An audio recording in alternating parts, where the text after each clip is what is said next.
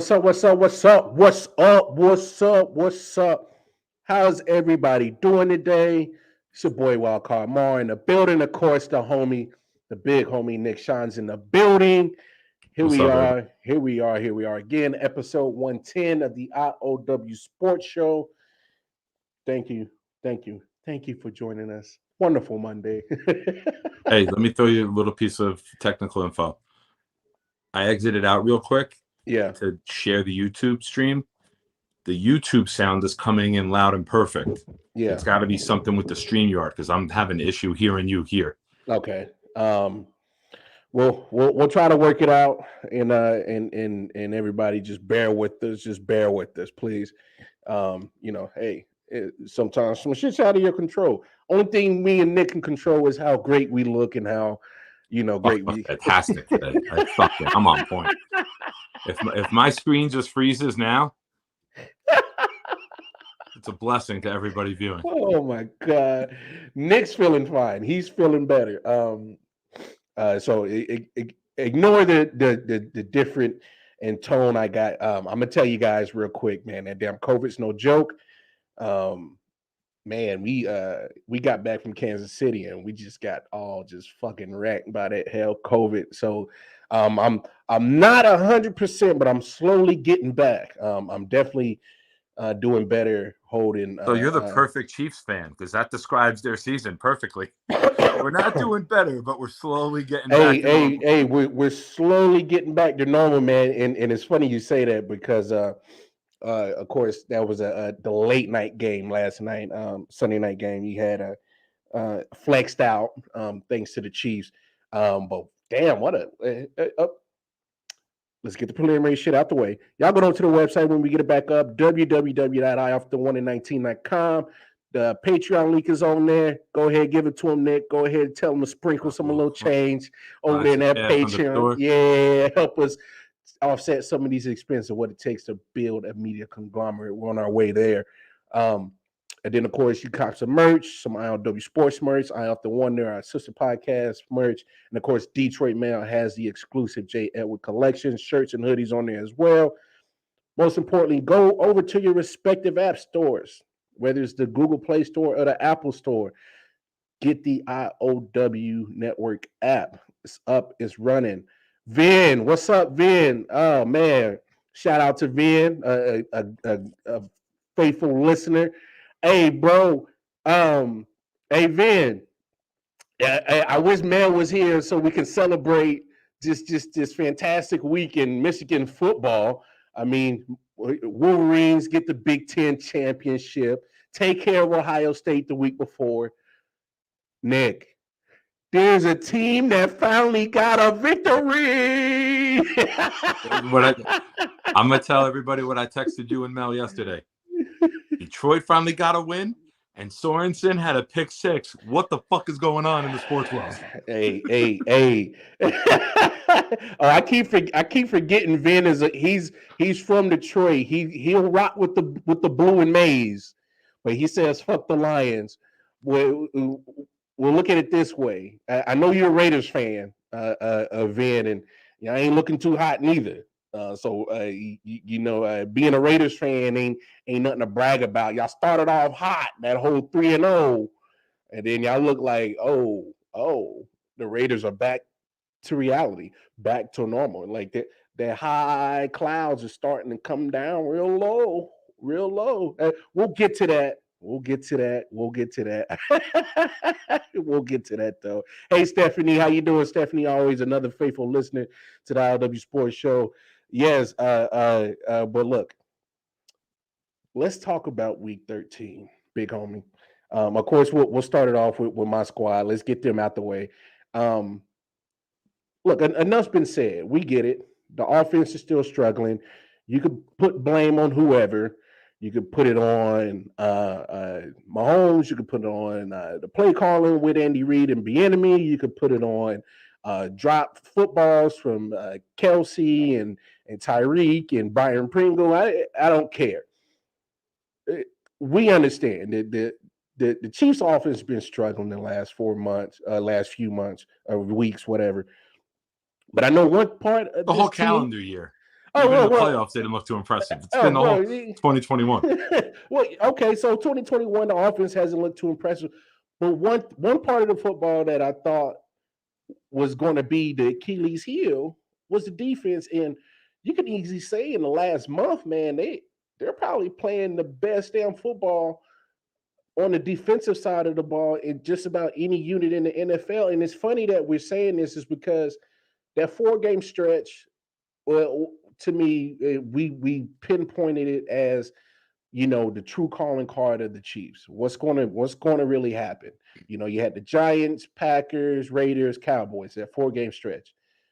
And we came to agreement 2-2 is something that could be more realistic with that team, the way that they're performing. They came out of that 4-0, and now they added one more game, 5-0. So they're on a 5-game winning streak. But it's so uncharacteristic that it's the defense that is holding that team together right now. And I thought I would never say that. I thought I would never say it. Not with this team in this era, right? No. Yeah, with the $500 million quarterback, all-world tight end, Hill, all the speed they have with the secondary receivers. Yeah. Excuse me. You kind of got a little lucky because you didn't play Rodgers. The Cowboys were pretty dinged up too. So there was a little bit of luck mixed into it. And most of the injuries were on the offensive side, right? Was that the game you were missing Cooper against the Cowboys? Was he out? For Dallas, yes. He was out. He was out with COVID. Different offense when he was out with COVID, and then CeeDee Lamb ended up missing the second half because of the concussion. Okay. So a little bit of luck mixed in to help that defense because you haven't played – you played the Packers with Rodgers and you hold them under 20. That's a hell of a performance, right? True. So we got to admit, we got to keep it real. They didn't have Rodgers, and then they were in a tight game. But you still got to beat whoever you play. Yeah. And at the end of the year, there's not a separate category for, these were wins with guys with injuries. These are regular wins. It's easier to fix things in the NFL while you're winning, right? You're losing, and we all see it. We all have fan bases. We all have our Facebook groups and social media. The sky is falling as soon as you lose a game. Last week, Jets fans were anointing Zach Wilson as the king of the world. This week, they want to throw him in a fucking volcano as it's erupting. Like, that's the shit I deal with the overreactive piece of shit New York fan. It's just how it is. But when you're winning, you hide some of that stuff. It masks some of the panic, right? Because you're getting the victory. And the victory is what matters in this league. Yeah. And so if you can win, get right, and get better to get more impressive wins down the road. Hey, and when New England, hopefully, praise Jesus, cash one in on a Monday miracle, loses tonight. Yeah. You're going to bounce right up there. Tennessee's still banged up. They're going to lose another game. So it's the AFC, both conferences are still for the taking. And we're normally not saying that with week 14. You kind of know usually who's the cream of the crop. And that's and I think that's probably one thing that I think with this year. Of course, we've gone on and on millions of times about parity and just a more balance of competitiveness between both conferences. I'm not going to speak for you, but I've never seen so much parity. God, no. In the NFL, no, in there's one season, 8 teams that you can legitimately say can win the Super Bowl, and then there's 6 in each conference, maybe more in the AFC that you could say can be the top seed. Going into week 13 yesterday, started Thursday, but going into week 13 on the AFC, you got 12 teams that are at 500 or above, and on the NFC, you got your standard 5 teams that are way above 500, and everybody else pretty much are fighting for last 2 wild cards. We get this. Yeah. So with so much parity and just look at the overall landscape and getting back to the game with the Chiefs. Look, the Broncos. Look, for you to be 6-6 with and I think. And it hurts to say this because I actually love Teddy Bridgewater. He's not going. I've said it a million times on here. it's impossible to root against Teddy Bridgewater, the man. Obviously, it's a rival team for you, but with what he went through, oh no, I respect Teddy Bridgewater. Absolutely, absolutely. Him and Dak for speaking up on the mental health are two players I'll never trash. Even if they throw 10 picks in a game, I'd be like, you know what? It happens, man. Bad day. Be like, man, that was the prettiest 10 picks I've ever seen. Yeah. I mean, coach should have took him out at 6, but fuck it, he got 10. Gonna set the bar, bring it to a new level. For Teddy especially, just the way his career has gone and he's bounced around, and I get it. It's the NFL, it's the business part. That injury 5 years ago pretty much turned his whole career around, and he's steady. Could have ended it. It should have, because that's a career-ending injury that most people don't even come bounce back from. So him and Alex Smith, they're surgeons. That should be their advertising. I got Teddy Bridgewater and Alex Smith back into the play football again after that. Like, that's all you need for your marketing plan. You don't need commercials, nothing. Because they should have never stepped foot on the football field. Oh no, never. A miracle. It just sucks because you look at the Denver Broncos offense, they got some weapons. I think Cortland Sutton's good. I think Tim Patrick's good.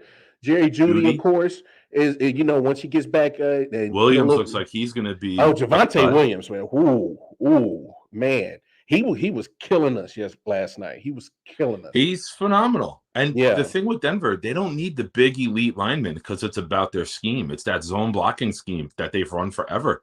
And just you plug in any running back and they produce in that system. And I'm not going to knock on Teddy for it, but just imagine if Teddy can find a way to complete some of those passes, get the football to those 3 wide receivers you got on the outside a little bit more. You still got Noah Fant, who I think hasn't even scratched the surface of how good of a tight end he can be.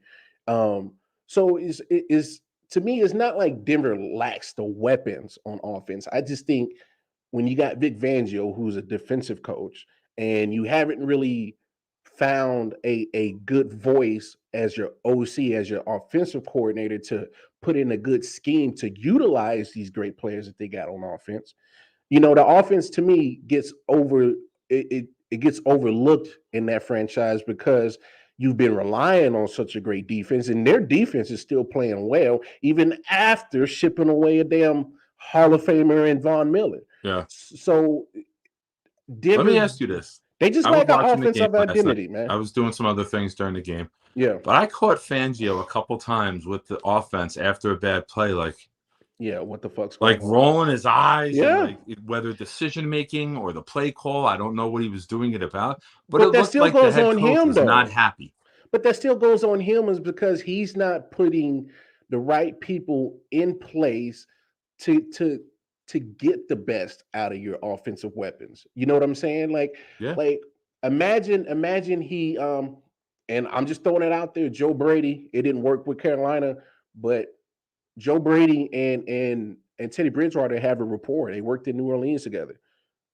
I'm just saying. I'm just throwing suggestions out there.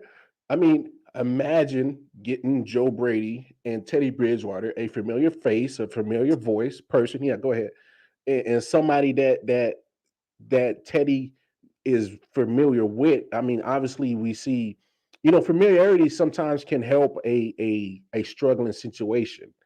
Burrow has been playing better with familiarity with Jamar Chase. I mean, Carson Wentz has familiarity with Frank White out in Indianapolis. And Carson Wentz is, I've dissed on him quite a few times. He don't look this bad. He don't look too bad this year. He cut down on some of the turnovers, cut down on some of the silly mistakes. So sometimes familiarity with something can help you mentally get past something and translates to good performance. I'm just saying, Denver, I would probably give Joe Brady a call. Just saying. And then there's a rumor already I saw on Instagram today about Brady potentially going to Oklahoma to run their offense.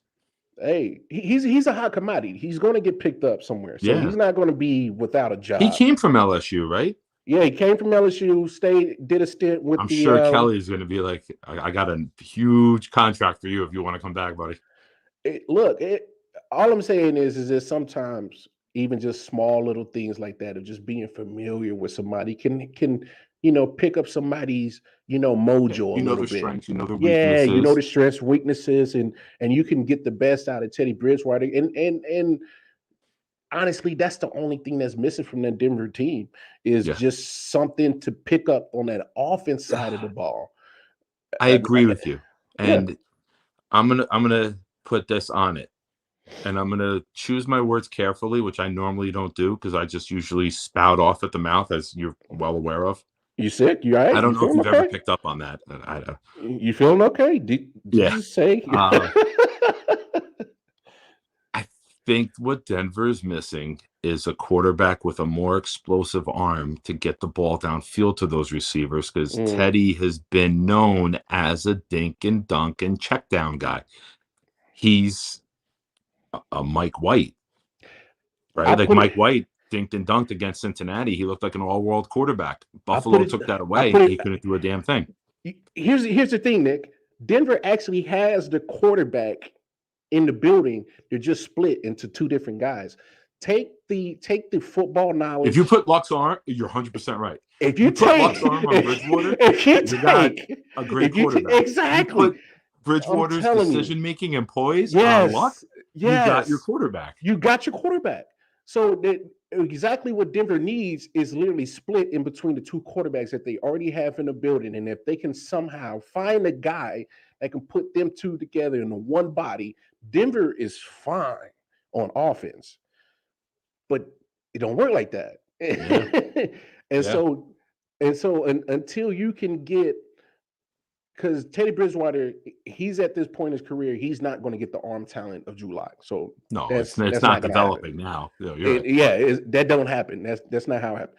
But if Drew Lock can get the actual football acumen and decision making Yeah. and The reading poise, the the demeanor, the poise, pocket yes. presence, If all he the could, tangibles, right? yes, This don't yes, mean shit if this ain't yes. right. Oh, 100%, 100%. So if But he can, maybe this benching and Teddy is a mentor, maybe it yeah, helps them. And maybe sometimes not everyone comes in a league and lights it up like Herbert and Burrow. I know no, all the no, no, irrational fans no. expect it from day one, but there's got Trevor Lawrence, Zach Wilson. I almost said Russell Wilson. Jeez. Zach Wilson and Lawrence aren't lighting the league up. They're No. showing rookie moments. They're showing moments of Flashes. certain But things they need to improve upon. that's Maybe Luck expected sitting of a there rookie. behind Yeah. Bridgewater is exactly what he What he needs to needs. then come light the league on fire. I know you hope it doesn't happen as a Oh division no, no, rival. no, no, no. Well, as a fan of Drew Lock, because he went to the college team I root for, Missouri Tigers. I will root for him, but as long as he's wearing a In the Broncos 15 other uniform, games. yeah, I'll root for him for other 15 other games. But as a Bronco person, I like you, but Yeah. You won't have all your heart and emotion yeah. into it. It's like, he's doing nice. All right. But I mean, great. It was. I'm not going to say last night's game between the Broncos and the Chiefs. Unfortunately for the Broncos, that's now 12 in a row you lost to the team. So talking about ownership of a team, that's beyond that. That's beating a dead horse now. That's that's owning the team on another level. I mean, you lose 12 straight. That's home, away. It don't matter. Broncos haven't beat the Chiefs since 2015. So we're coming up on years. So you got to find a way to break that. But my thing with the Broncos, because there's um, so many teams compressed trying to fight for these last few playoff spots down the road. They can't take last night's loss and drag it on. They got to forget about it. Once the clock hits zeros, you got to forget about it because, especially in the AFC, there's 12 teams that every game means Yeah. You something. can't let a domino affect you. And you You got a can't. veteran quarterback. Yes. Um, those guys in the locker room have been around for a little bit. They're not really old, but Yeah. Fangio's been around, not as a head coach forever, but Vangio's been around for a he's been in the long league a time. long time. So Yeah. I'm sure they got the right buttons to push and the right mental approach to not let this linger. I just don't think they have, like, the team I've compared them with all year is Minnesota. Yeah, They're missing something. yeah, they Like, they are. have They're the missing talent, something. They're missing whether it's the something. Yeah. coaching decision or the play calling or No, the you're right. quarterbacks in the wrong moment. You're They're 100% right, man. they're both 500. They Yeah. both win games they shouldn't. They lose games they shouldn't. Yeah. Not that they Hey. should have won that game yesterday, but I just expected a Well, little more out of them. honestly, if you really look at that game last night, it's not like the Broncos couldn't have won that game. Is they just didn't have enough explosiveness on offense to Yeah. do something about it. I mean, obviously, Kansas City's defense is playing damn good football right now, but you saw what Javonte Williams was able to do. He was able to run the ball. He was able to catch some swing passes in the passing games. So it's not like you couldn't stretch that in a Yeah. 60-minute process and be effective. It's just that if he's the only one causing damage, it's not enough. Period. Yeah. So, and what did Kansas City do all day? They blitzed whenever they had to get the ball downfield, not giving Teddy the time or the guys to run the route. And then he'd go to the check down, and then they wouldn't get the first down because they'd be 5 yards short, 3 yards short, because the Chiefs were doing a very good job of tackling in the open field. They had an 11-minute, 20-play drive and came out with nothing. I've never seen a 20-play drive. I was literally sitting 13 minutes, 20 plays, 0 points. 0 points. And when you have stuff like that, you're not going to win in the NFL. You got to come out with points on that, period. It's demoralizing. Oh, it's demoralizing to the defenses has to sit there and watch those 20 plays to get nothing out of it. It's demoralizing for the linemen blocking and busting their ass to get nothing out of it. It takes your soul, something like that, man. It beats you down mentally. That's cause for mental health concerns, fucking drives like that. And it's funny, but we'll kind of stay in the AFC West because obviously we're talking about Chiefs and Broncos. Look, Chiefs, they're not winning pretty, but they're winning. So I'm not going to say they're cream of the crop of the AFC, but the thing is that you always need to find a way to win games, and they're finding ways. Not the prettiest, 5-game winning streak in the NFL is nothing to sneeze at. And I get, there's going to be some luck involved. Certain opponent players are not going to be available. It happens. The Chiefs are getting healthy right now, especially on the defensive side, which you see the improvement of it. And then getting Melvin Ingram was probably the best trade that Brett Veach ever made, was getting Melvin Ingram so you could put him on the outside and move Chris Jones back inside. So that was a smart transaction right there. That was nice. It worked out nice a couple times yesterday. Oh, yeah. And then so you look at certain teams, like, since we're in the AFC, let's stay with the Chargers. Great bounce back win yesterday. But they also show flags that they still got a little bit of the old Chargers in them because they almost gave that game away. So, but they found a way to get the turnovers in the end and put the game out of reach against a good and that quality answered a lot team. of questions because we talked about it on the Pick'em show Thursday.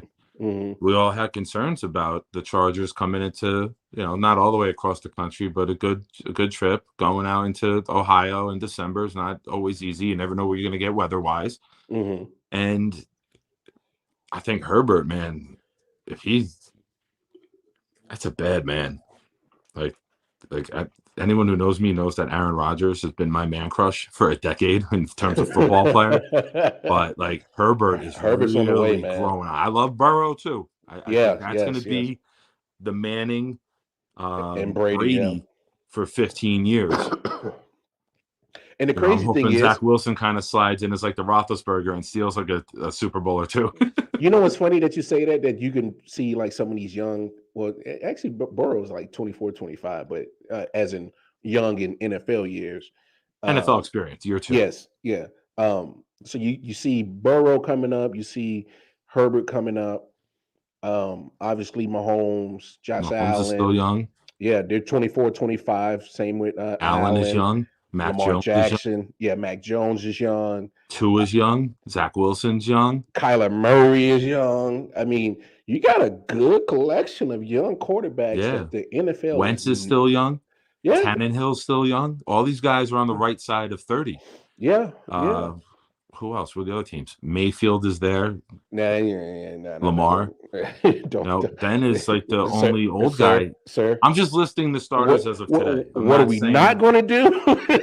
I'm not saying that. I'm not putting him in Mayfield category. in a bunch of the names that are actually playing good quarterback player. You're not going to do that. No. I'm naming the QBs in the AFC. Okay, I got you. And you look at the AFC. Yeah, it's a lot of young talent. If everybody has their franchise quarterback, the AFC is set up. Carr is still young. Carr might be the second oldest starter in the AFC behind Roethlisberger.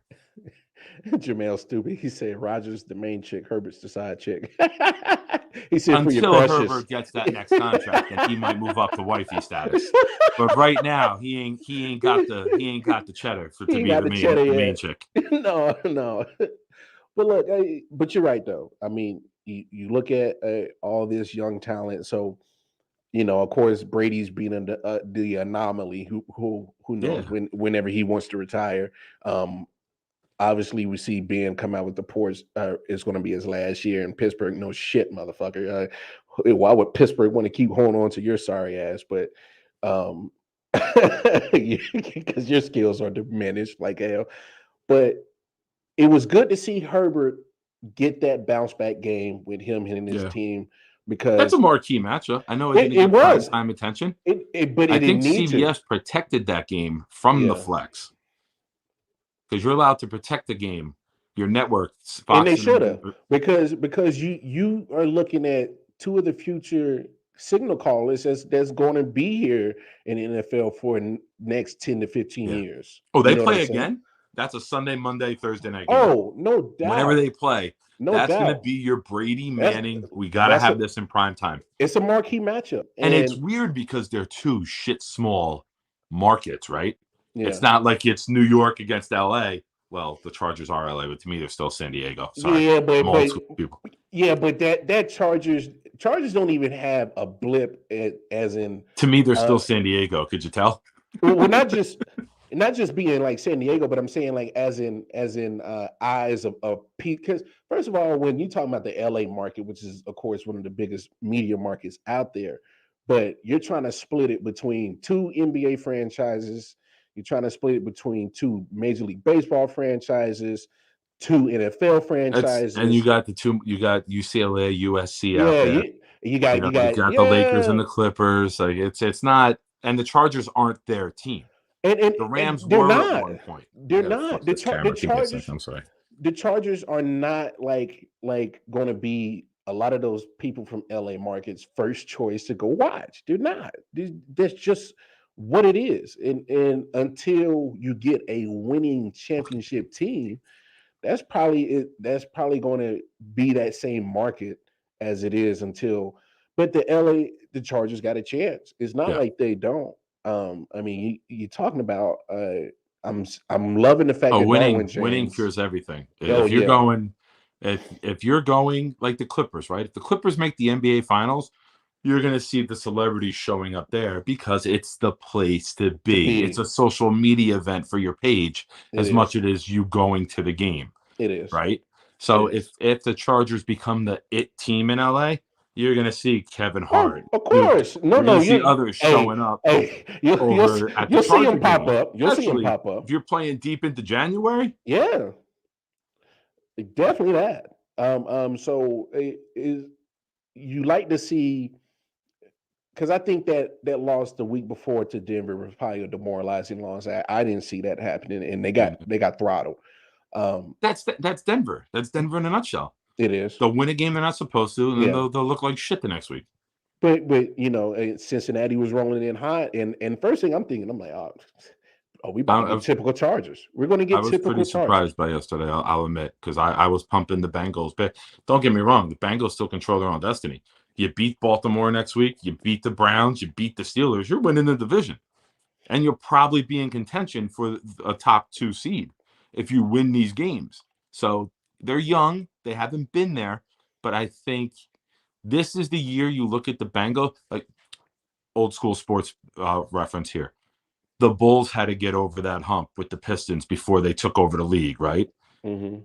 You're looking at the Bengals now, and they might have to get over that hump of playing important games late in the year against divisional foes before next year they start the season 7-1 and they're 2 games ahead. You know what I'm saying? Well, with the Bengals, I think that to me, the only part that I found disappointing in them losing that game is that they had a chance to win it and they shot themselves in the foot. Pretty much once that Joe Mixon fumble happened, and Chargers took it back to the defensive touchdown. That was pretty much the end of the The game. 14-point swing, right? 14-point swing. Bengals were driving down the field. They were on their way to possibly even getting a lead or getting a tie, and boom, he fumbles, and then that changed the whole momentum of that whole game. And that was like early fourth quarter when that happened. And when I saw them, like, oh, so to me, this is just the only disappointing part with the Bengals is that, maybe they're not used to being in that type of situation where that game mattered yesterday. Yeah. So late in the season. When's the last time you saw growing pains, right? It's growing pains. It's not used to being on the big stage. It's not used to having that must-win game late in the year that means something instead of just playing spoiler. When was the last time a Bengals game mattered? Period. You know what I'm Carson saying? Palmer was quarterback and Corey Dillon. I mean, it's probably against the Jets in the playoffs in 2010. This is literally probably, maybe the Bengals might be a year too early on coming around full swing as being a unified team. What's up, Ryan? How you doing, my brother? So you're talking about what's up, man? You're talking about a team that, just like you said, growing pains. They can use that game to either fuel the rest of the season or be something that they can look back on, especially going into next year. Be like, remember that game? We were in it. We kind of shot ourselves. Yeah. Maybe young coach too, right? First time he's coaching. Zach Taylor's young as hell too. Was his second year coaching as a head coach? Second year as a head coach. First time in an important game because they were a top 5 pick last year or a top lot 7 of pick. unfamiliarity situations for this team. You know what I'm saying? And so this is the game that even though you lose might make you better long term. Yes. By losing it. You learn more through a big loss than you do a big win. Yeah. Because the big win doesn't expose you. The loss exposes you. And if you make those corrections moving forward, you're going to see a team that could win these games 40-20 instead of losing it like that now. Bengals are still a dangerous team. And absolutely. And if anybody writes them off because of that loss yesterday, oh God, no, you can't do that. If you do that, I'm telling you, they will disappoint you because they do what we love here at the I.O.W. It's a trap game. It was. You whooped the Steelers 41-3 the week before. You have this game against the Chargers, and then you got the Ravens next week. It's emotional. It's your stereotypical trap game. Yeah. And yeah, I agree with you, Ryan. And the reason why the Bengals are no joke is because you can run the football with Joe Mixon, who's dangerous. They will ground and pound it, but don't get it twisted because Jamar Chase can take it 80 yards on a slant in a heartbeat. So don't ever anybody out there. I'm telling you, Bengals can still, like Nick had alluded to earlier, can possibly find a way to take that AFC North. I mean, you don't know because look at the AFC North. Right now, Cleveland's kind of wishy-washy. Pittsburgh, I know they got the win. They were warm when I got them at the store, so I had to throw the tall boys. I had to throw the tall boys in the freezer. I didn't want them freezing. Bro, I ain't drank PBR in probably like years, bro. But I love the PBR though. I'm a budget drinker from home, man. Give me the $1.25, 24 ounces, and I'm a happy camper. I'm spending $13 on a case of beer. There's nothing wrong with it. Check. I don't give a shit. There's nothing wrong with it. I'm not impressing nobody here. I don't give a fuck if anybody likes me or hates me. Hey, there's nothing wrong with it because I'm telling you, drinking at a bar anywhere, any city, ain't never been cheap. I don't care what nobody say. Drinks on specials or not, it ain't never been cheap drinking out in the social world. But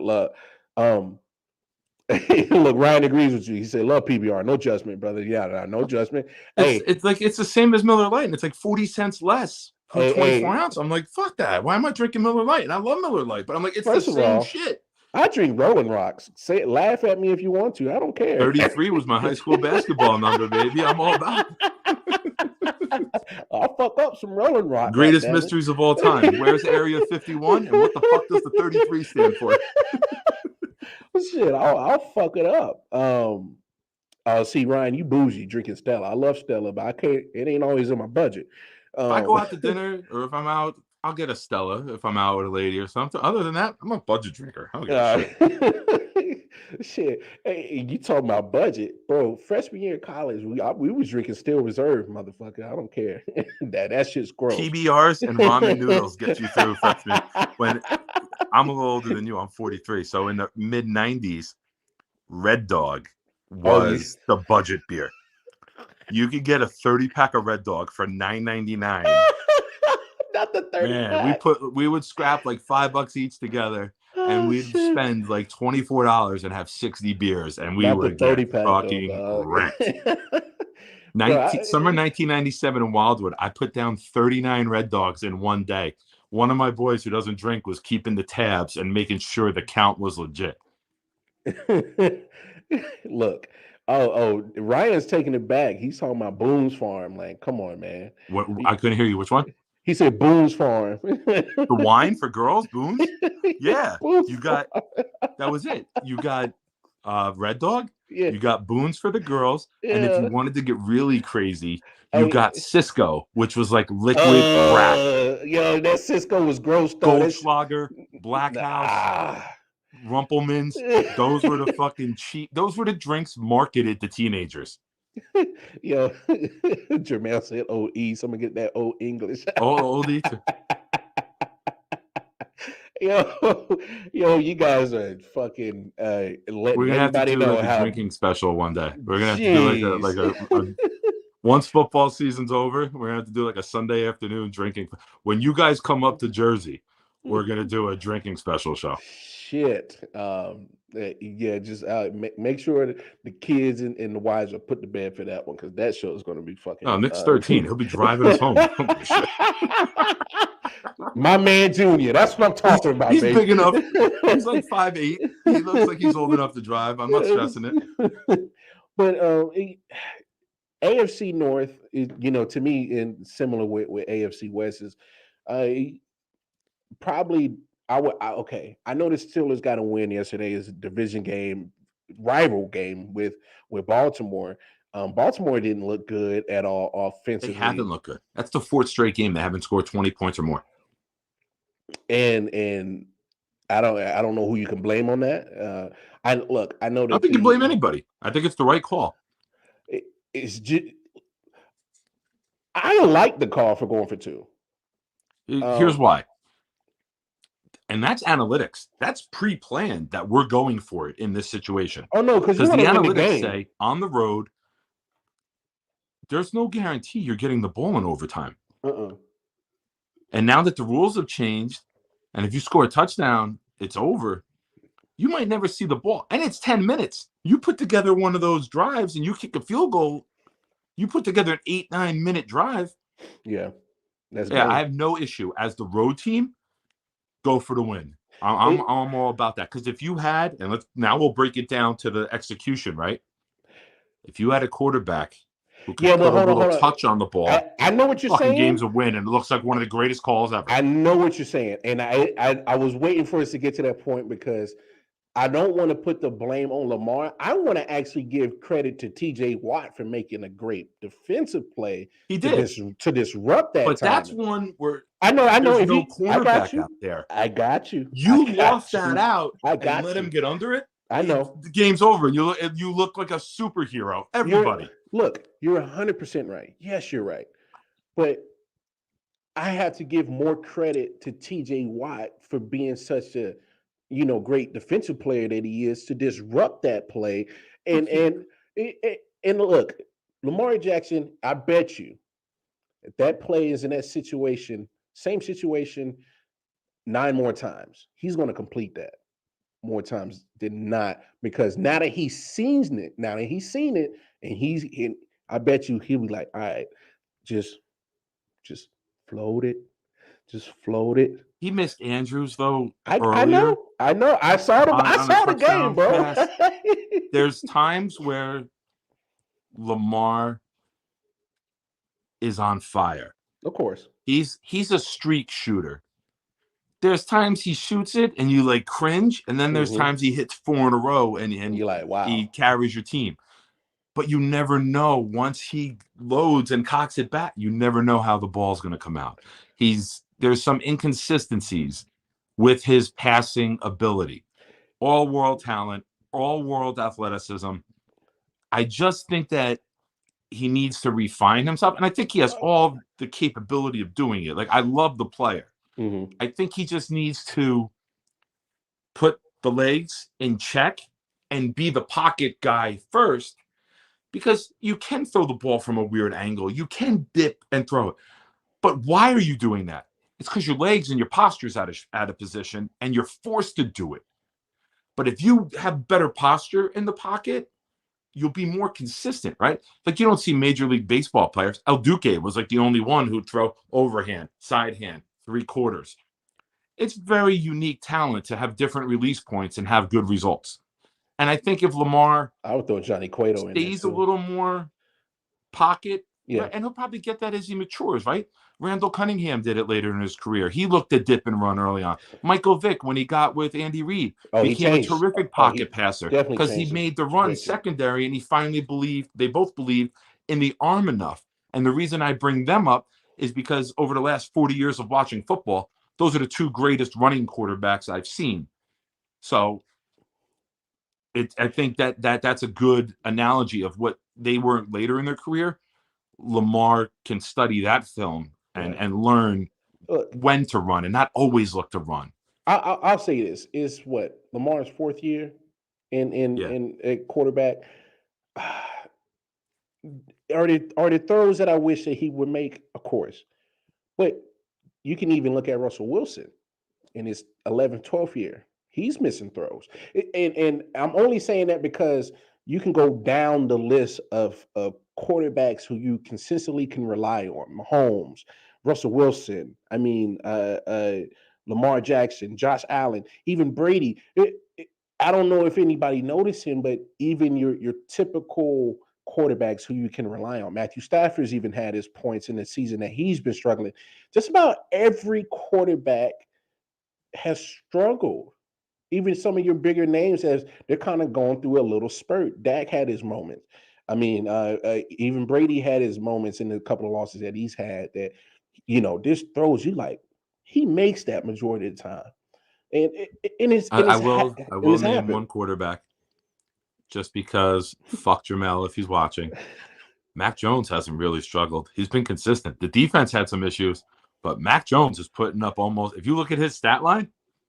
And I hate it because Mel's going to come on the show with his fucking paper plate saying Nick loves the Patriots.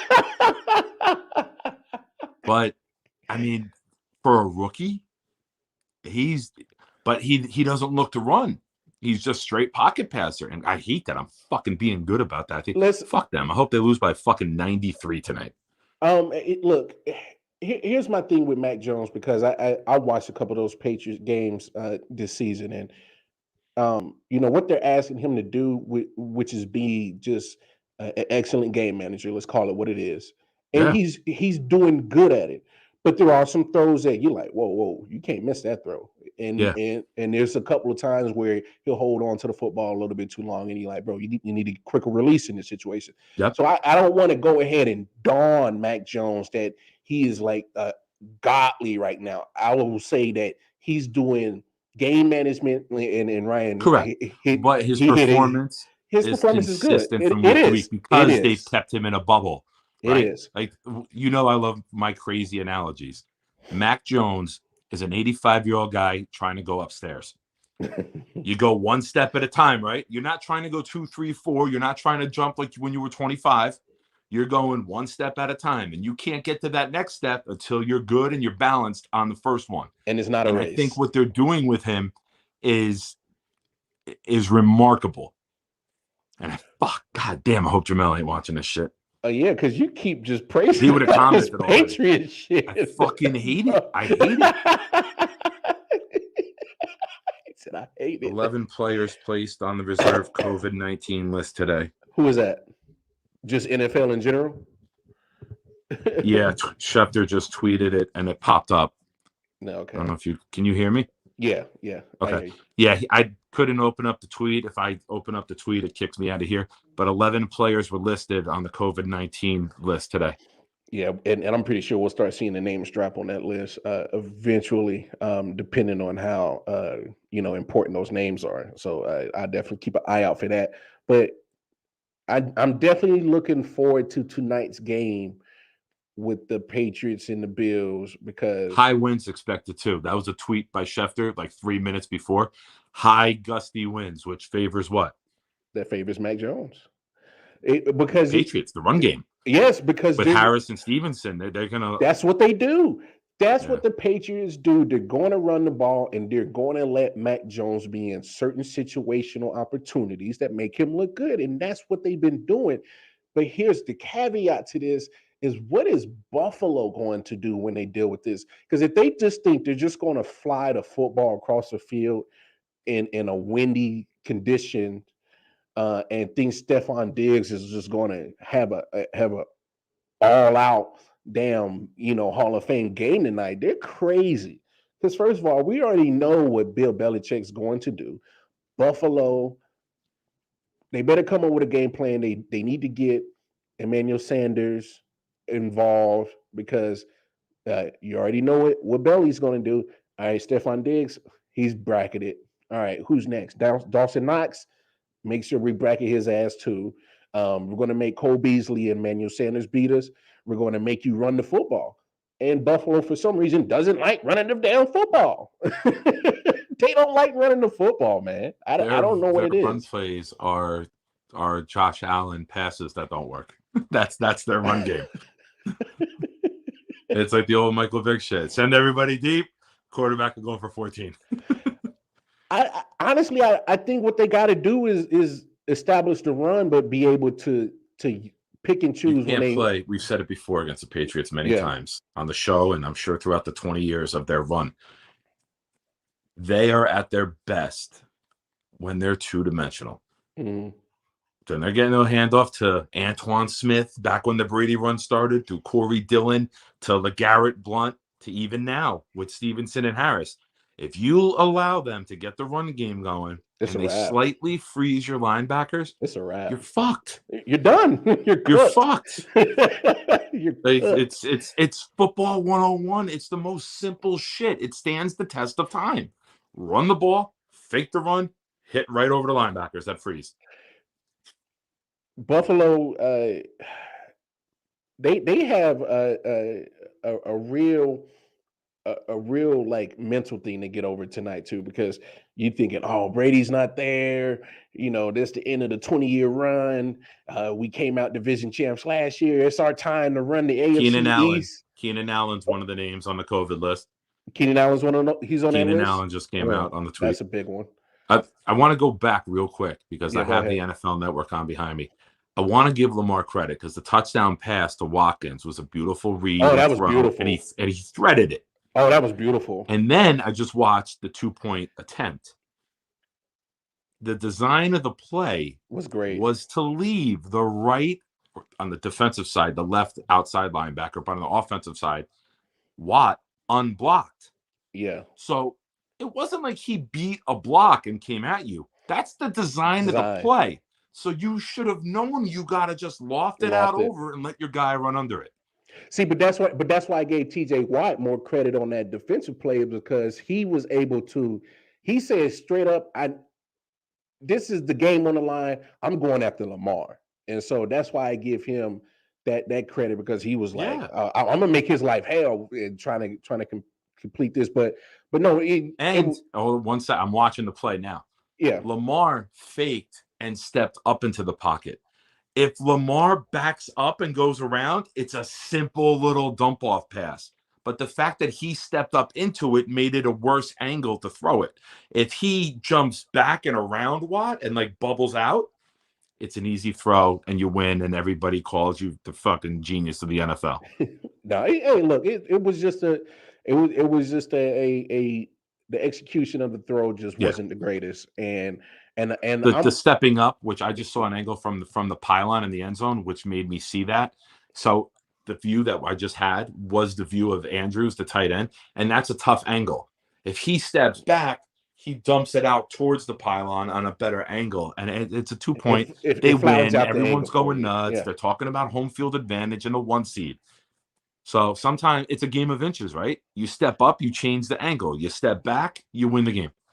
And Ryan, I get what you're saying, play for OT, but when you look at Baltimore, in that situation, you go for the win, because if you go into overtime, there's no guarantee, one, you're going to get the ball. The way that Najee Harris was starting to cook, Baltimore's defense was getting tired. Pittsburgh's offense was cooking. They had scored most of their points. I think 17 of their points were in the fourth quarter. I think they had 3 going in. That offense. So you haven't shown you could stop them either. Najee Harris. There was no debate. The second Watkins caught it and fell to the ground, everyone was like this. Yeah, they was ready for it. Everyone had it up. That's analytics. That's game on the road decision. We know what we're going to do no matter what here. That's not. I got a hunch. That's not that. Those days are over. No. You go get. You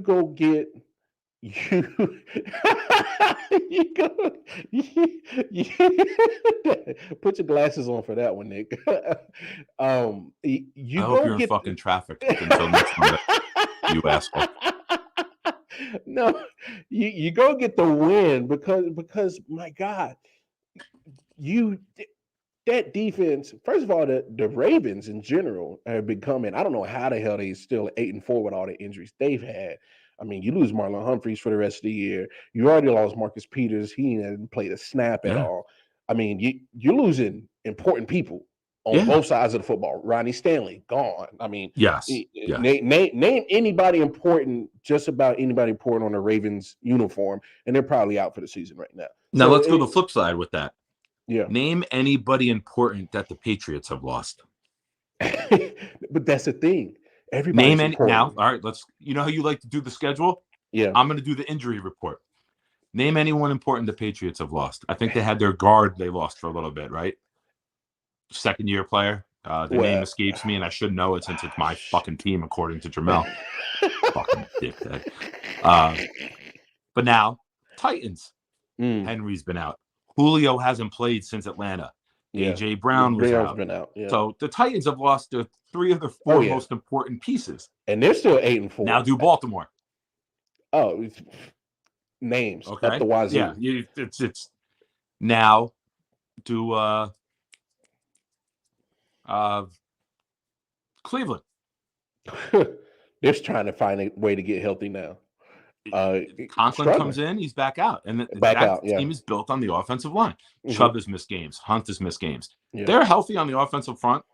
They're maybe a win or 2 higher. So the Patriots have skated on with an easy schedule, and they haven't been hit with the injury bug. True. I don't think if you're the Patriots, you are not the best team in the AFC. You've been able to weather an easy schedule, and you've been able to weather not getting your key players injured. I don't think say, for example, the Patriots end up being the number 1 seed. First off, I won't be here to see it. They'll blow my fucking brain. Second, they would be underdogs, even at home, against Kansas City, against a healthy Tennessee, probably against Baltimore. If Baltimore writes their offense a little bit, if you're talking about roster, the Patriots being favorites in any of those games. I get what you're saying. I don't see them winning a playoff game. I'm on record right now. The Patriots will not win one playoff game. Capture this, screenshot it. And this is not me going back at Mel. This is me being realistic. For as right as everything is gone for them, shit's going to go wrong eventually. Well, I think they got a lot going right for them, is just because they have what 31 teams don't. They have the hoodie, man, and I hate to give that man so much credit, but you can't say that it's a fluke for 21, 22 years that this man has managed to, build something with not a lot of star power. I mean, say okay, Tom Brady, of course, star power. Randy Moss, he had a point, star power. Besides those two names, what actual legit star No, it's power? always been. I don't want to fuck it up saying it. Hold on. The sum is greater than the parts. That's always been New England. No. I got one better for you. It's your personal favorite saying. The Patriots have always been all substance, no Yeah. flash. Same thing, right? Yeah. Same thing. If you bring the year that they had the big part, Randy Moss, they Yeah. didn't win it. They didn't win it. So you were better with Troy Brown and David all those Patton no-name guys and than you David were Givens and no names. arguably the most talented wide receiver ever. And to me, that's the part that amazes me is that Belichick has never had the flashy names, never had the No, he gets perennial rid of Hall of them. Fame. Because for one, he thinks of it as an actual business part of football instead of so emotionally attached. Because I think I can't remember what show it was. He was like, yeah, him and Brady probably only had lunch maybe 2 or 3 times, a handful of times. So is Belichick manages to put the people in the right spots in the right places, and oh fuck, I'm feeling just as disgusted like you that we keep praising these sons of bitches but at the That's end of the right. When you day, beat them by fucking 37 in the playoffs, it'll be fucking over. but that's the thing. I can't sit here and say that that's a guarantee that the Patriots is just going to get smacked out of any playoff game. I think they'll I'm make on record right every now. game They will not win one close. playoff game. If they end up with the one, they will not win a playoff game. And they could because if they win tonight, they have an easy schedule the rest of the way. I think they play the Colts next week and then the Bills. These are their toughest 3 games left. It's Bills, Colts, Bills, their next 3 games. Yeah, And then after that, that's a it's tough like 3 game stretch, Miami. though. Like Yeah, their but come schedule on, is very, not very even weak. Miami's just a piss on. I mean, I get record I'm just wise. thinking in division because Okay, after this, they played the Bill twice. They played the Jets twice already. They beat the Texans. They beat the Panthers. They beat a banged up Brown team. Like I don't know. I'm not sold. Like I'll give credit because they've managed the rookie quarterback the right way. So I'll give a ton of credit about that. I'm a little envious, but that's the part of I've said it before. Excuse me. When you're a rookie quarterback going to the 15th team being drafted compared to the 1, 2, 3, and 5, yeah, you're on a better team. yeah, you're in And that two team totally spent different more situations. free agent money this offseason they had in the last decade. So they knew there was a sense of urgency. They knew they were going to have to build the rest of the roster in order to have the rookie succeed. And they've done that. But I think this might be as well as they play. I don't think they're built for January. I don't. No, I think their philosophy makes sense for January football. Run the football, play defense. Uh, that's their philosophy. So their philosophy works. I think what hinders on the Patriots' success in the playoffs is their matchup. Like if they match up against a team like you know I damn, I'm trying to look at a team that um if they went against Tampa Bay in the Super Bowl or they Super Bowl. Who's on Super? Let's stay in the AFC for now.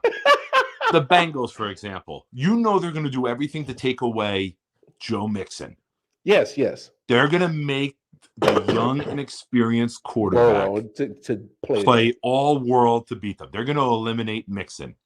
If they play, who's in the wild card team in the AFC? If they play the Browns, they're going to eliminate Chubb and make Baker Mayfield beat them. If they play the Ravens, they are going to double spy Lamar and make Lamar's arm beat you and not let that running game beat you. Yeah. So if you play the Titans, You probably have Henry back because, I mean, this is week 5 right now. But you know what's amazing about the Titans? No Derrick Henry, and they're still rushing for almost 200 yards as a team. Like if people, I'm telling you, go look back at the Titans schedule. They were even in that game against the Patriots a couple of weeks ago because they was able to run the football. The Titans, but they were missing Jones, I Julio, know they were AJ missing Brown, Jones and Henry. Yeah, you're and right. then eventually it just caught up with them. But that game was close. It was 16-13. And then the Patriots put on like 23 or 20 unanswered to end the game 36-13. Hey, look, I get exactly what you're saying about the Patriots, and there's a lot to prove. Obviously, any rookie quarterback, it's not impossible. The Steelers did it with Ben Roethlisberger years ago when the great XFL legend Tommy Maddox got hurt. Hey, I love Tommy Maddox. Some of you are going to have to fucking Google that, right? I But love trust Tommy me, it Maddox. happened. Tommy Maddox went into that year as the LA starter. Express. Yes. Tommy Maddox and Rod Smart, aka He Hate Me. He were hate the me. only two, and he ended up playing down in Carolina. Yeah, so he did. His jersey's probably up in every bar in the town of Carolina. Oh, bro. Hey, when I was living in City, Charlotte, he had a couple of He Hate Me jerseys floating around in Charlotte. Oh, yeah. But Ben came in, defense, run game. Don't lose the game for us, asshole. That's what Pittsburgh did, and then they ended up doing very well. I think they ended up 15-1. Ben didn't lose a game, so it's possible.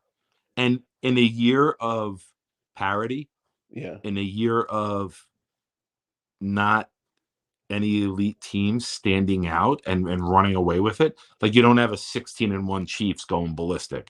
You don't have, the Rams healthy with Robert Woods because they haven't won a game. People can blame Beckham as much as they want. They haven't won a game since Robert Woods got injured. That was the most important part because that Woods Cup tandem was dynamic. Crazy. And I got to give a shout out.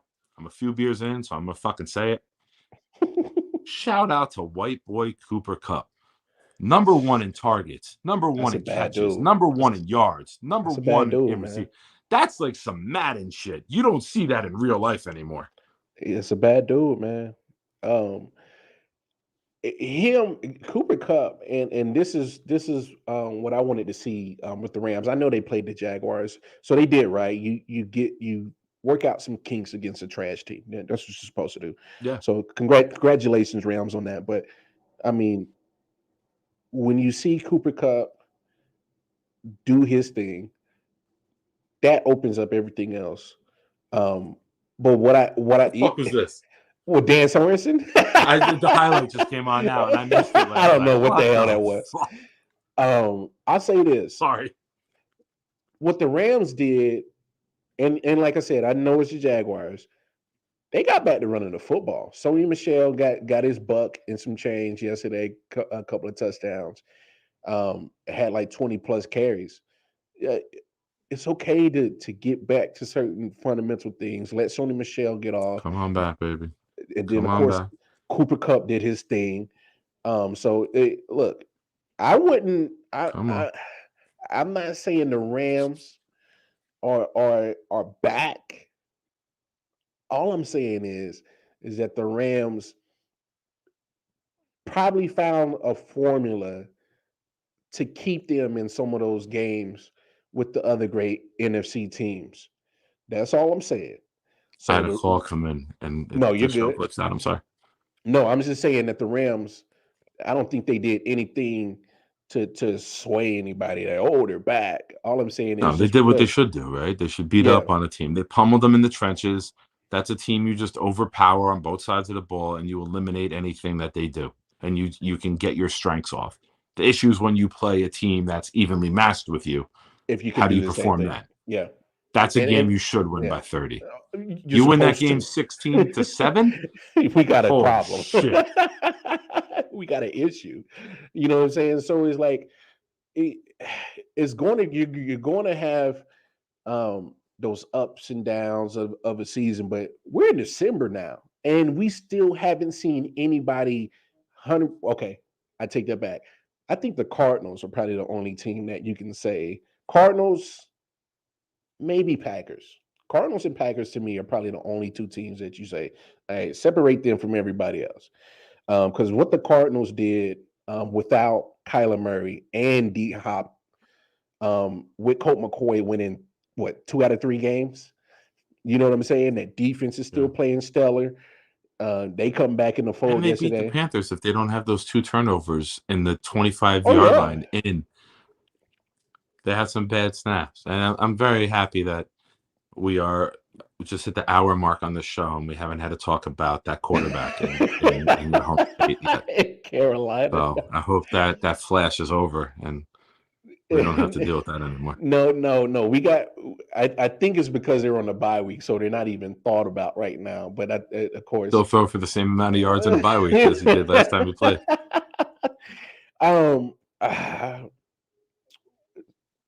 Ryan says, I think Cardinals go out first round. I'm not a believer, but I'm stupid. No, Ryan, you're not stupid, but I mean, I am questioning your logic on the Cardinals being. Look, when you look at the Cardinals, all right, let's run through that. Let's address that, right? Yeah. So say they end up number 1, they have the bye. So their first game, the second round game, would be either. Right now, it's a 4-seed Cowboys, a 5-seed Rams. I doubt Washington, 49ers, or Minnesota beat the Bucks, the Packers to move up, right? Mm-hmm. Yeah. Whoever that 6 and 7 is, I don't see them beating the Packers or the Buccaneers to advance. No. So you're going to be the Cardinals, and you're going to have to play the Cowboys or the Rams. As of right now, today's standings, that's who the matchup would be in round 2. Yeah. And I could Arizona, see either one of those teams beating the Cardinals, like unless the Cardinals are fully healthy and clicking. But they've weathered the injury storm pretty well with Hopkins and Murray. You know, that's a team that said, we're good enough right now. We're not going to panic. We're not going to bring everybody back. We're going to rest. Last week, everyone thought Murray and Hopkins were playing. They said, nah, 1 more week. Yeah. And now we'll let them get their get-right game this week to play the Rams next week. You beat the Rams next week, your division's locked up. You're just cruising to the 1 seed. If Arizona beats, well, yeah, if they beat on the Rams, that's to me that solidifies them as the number 1 seed in the NFC. I know that they're ranked 1 right now, and they're a game ahead of Green Bay, so they need to stay a game ahead of Green Bay because Green Bay owns that tiebreaker anyway. So, it will behoove them to. They go can't ahead take the pedal off the metal. They No, gotta be no. clicking. They got to all finish December it off. and the 2 weeks in January. Yeah, they got to finish it off because Green Bay's dangerous enough that even if they are a 2 seed, they can take the whole thing. So if they don't, and get that would be home great. field Round 2, advantage, right now, they would have the Bucks in round 2 because Packers are 2-3. Bucks would have to go to Green Bay in the divisional round. Yes, they would because I think they own the tiebreaker over at Tampa Bay because of conference wins or something like that. I'm not. Yeah, they got more conference wins. No, it's not even a tiebreaker. I think the Bucks have lost a game or 2 more than them. No. They're both 9-3. But Green Bay has a tiebreaker. Bucks are 9-3? I thought they lost 4. Oh, wow. No, Green Bay has a tiebreaker because they have 7 conference wins and Tampa Bay has 6. That's why they're ahead of them Green right Bay now. lost to Kansas City. Without that actually helps them in terms of the conference. It's like a non-existent game. Yeah. So, I mean, when you look at on the NFC side, I mean, I'm not going to say that number 1 seed is locked up for Arizona, but a win over a 8-4 Rams team would to me in my eyes is almost just as close to locking that thing up because I mean, looking at Arizona's schedule, I mean, you got Lions. I mean, we know what the Lions are. You definitely got a tough matchup with the Colts because they're going to Jonathan Taylor. Jonathan Taylor is starting to become my NFL man crush. I'm loving what that guy's doing. So Colts won't be a pushover. You get Cowboys. The Cowboys to me are still a very beatable team. You can still catch them and get a and win a over them. cupcake schedule too. Oh my gosh, you're The talking Cowboys about and the Patriots, the two teams that bro. You took the words right out of my mouth because as like. hard They're not. as hard as you want to They're talk even the about games they're Patriots winning schedule, are bro. not impressive. Like No. I get it. They're very talented, and they've had some injuries and they've had some COVID issues with some key players. But I am not at the point where I'm ready to anoint this team. No. They've done nothing to like pump their chest out, but you know their fans. That's what their fans do. You know, they lose a game, they got to do the social. I'm gonna be a Cowboys fan for here's life. the They win a funniest game, thing. we them boys. Here's the funniest Oh, thing. stop it. They get Washington 2 out of the next 3 weeks, and Washington is not. Tyler, fucking. I knew you was going to You do laughed it, at me 3 weeks ago when I said this dude deserves MVP consideration, and he beat Tom Brady, and he beat Derek Carr, and who they beat last week? They beat Cam. They beat beat Cam Brady. and them. They beat Cam, and they beat Derek Carr. Tyler Heineke, king of the fucking world. It's his world. We're just living in it. Look, man. Look, Dallas. If they go to sleep on Washington next week, because they're in Washington next week, I think that's a very important game for both squads. I'll say this: Washington takes one of those games. Oh no, I'm with you on that. I think Dallas will not sweep them. Washington takes one. They're not sweeping Washington. And you get a dirty, ugly northeast weather game next Sunday. Rain like shit, and that's a grass field. That's not turf in Washington. Yeah. You get that shit rain and it's frozen, sloppy turf, and those receivers can't do what they like to do, 15, 25 yards downfield. Washington could steal that game. Hey, and Gibson, the running back, they're giving him 25 plus carries. So they're going to and they're getting him the ball in the flat, and they're managing even if he doesn't get 100 yards, they're still giving him the carries. And so they're going to run Gibson down Dallas's throat. They're going to make He's a game manager. Heineke's a game manager. We got a line. We got some decent weapons. Curtis Samuel's back, so it takes a little bit of pressure off of forcing the ball to McLaurin. Logan Thomas did go out. I think he tore his ACL yesterday. He just came back. He went down. I thought I saw that tweet. Because he was a mismatch. 4 years ago, I turned off my tweet alerts from Adam Schefter because it's too much. And I turned it back on a week and a half ago. This guy his fucking thumbs don't stop. It's insane. Oh, he's busy. Oh, he's always busy. It's crazy. I know, like when water boys get promoted to like assistant. It's fucking nuts how much this guy tweets. He tweets more than I talk. Dallas bet not sleep on Washington. There's a it says WFT in that rearview mirror that the car is that Dallas is We're driving. fucking terrible. Yeah, that's what it stands for the Cowboys. We're fucking terrible. Follow me for more life hacks, people. And they're doing all this on the defensive side, which has surprisingly gotten better the last few weeks without Chase Young, who's already been out for the rest of the season. They're not doing they nothing do have flashy. A quality defense before Young. Young, you got multiple number one picks. They got Allen. You got that whole front four is top 5 picks, man. That whole front four is top 5 picks. All right, so let's cut the shit that losing Chase Young was going to be such a drop for them when literally you could argue that losing Allen would have been more detrimental than Young because Young was in the midst of a sophomore slump. I think he only had 2.5 sacks or 1.5 after 8 games. So you could argue losing somebody like Allen, who's plays interior a little bit, would be more detrimental to them because Allen in the middle has been he's been disruptive on the likes of Chris Jones and Aaron Donald. Like that's 2 words. When I watched Aaron Allen, Calais Campbell. Yes, that's a good comparison. Can play the run just as well as he could brush the passer. Pass rush.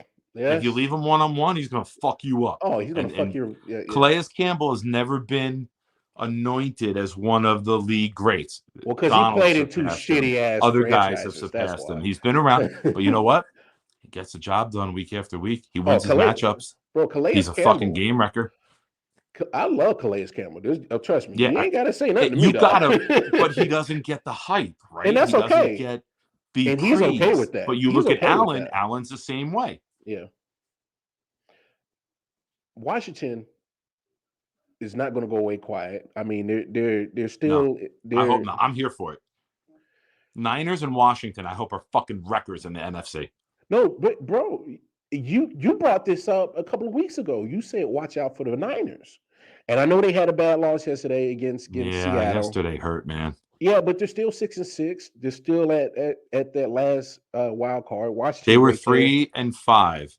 Yeah, and I said they would get to 9-5. no, and now they're 6-6 because they lost yesterday. They would have been 7-5 if they won that game yesterday. I was big on them because they got healthy, but then they lose Debo. Yeah. So technically they're not healthy. You have Debo yesterday, you win that game. That's their first game without Debo. Yeah. So look, Washington, 6-6 is not far from 8-4. There's still how many weeks we got left? 5 more weeks left. While you talk, please pull I know Cowboys twice. They probably got the Giants and the Eagles one more time. They're probably within division. Well, you got Dallas this week, at home. Go to Philly, go to Dallas, then you get Philly at home, and then you finish on the road in New York. It's all division games. So you should beat Philly and the Giants twice. And if you split with Dallas, which I think they can, you're 4-1. You end up what, 11-6? Wait, Dallas? Philly twice, right? Yeah, they got Philly twice, okay. Dallas twice, so 5 and the Giants once. We'll say worst case scenario, 4-2. They end up what? Because they're at 6-6. What are they now? 6-6? Yeah. So they got 5 games left. No, 4-1. They got 5 games left. Yeah.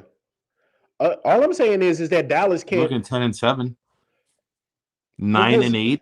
I was on the record a few weeks ago to say that division was wrapped up. I thought Dallas was done. I thought that Dallas would have been able to go ahead and crown themselves NFC East champs right now, and they haven't done it.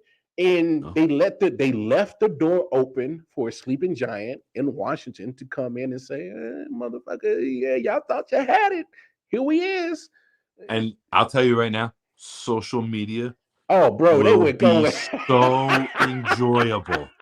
Bro, if Tyler fucking Heineke outduels the Cowboys this Sunday in an old-fashioned Cowboys-Indians game, and he wins, bro, it's gonna be bedlam for Cowboys fans. They are gonna be they are gonna be canceling their fucking social media accounts. How many times have we seen the NFC East come down to the final week of the regular season? Yeah, listen, I'm a Jet fan, so I'm always been more of an AFC guy. But throughout the history of time, the NFC East battles are some of the most entertaining and enjoyable games to watch. Like I'm on the East Coast, so if you talk to somebody from Chicago, they're gonna say, Bears, Packers. Me, if I'm not taking my own team into effect, Eagles, Cowboys, Redskins, Cowboys, Giants, Cowboys. These games, Giants, Eagles. These games are fucking great for the sport. Not only great for the sport, but you see, of course, we just went over Washington's schedule the last 5 games that they got is all division games. But I'm looking at the Cowboys, so they get the that's wild too. They get the Washington team twice. They get the Giants, they get the Eagles, and they get the Cardinals. I don't like that. Comparing that schedule to what kind Washington? Of scheduling is that 5 of your last 5 games are all divisional. 17 games and your last 5 games are divisional. Are Cowboys, Eagles, Giants? It's that's nuts. Like a fuck you to Daniel Snyder, right? Fucking racist, sexual assaulting motherfucker. Watch what we do to you. Hey, but that team is, look, we've said it. They are rallying around Ron Rivera and Tyler Heineke, and they're rallying around. Ron Rivera is the Teddy Bridgewater of coaches, and I say that because with what he's gone through with the cancer, you're not going to find anybody to say a bad word about Ron Rivera. Yeah. And I don't think it's possible, but how great would it be if you see Ron Rivera get handed the Lombardi Trophy? Not this year, but ever.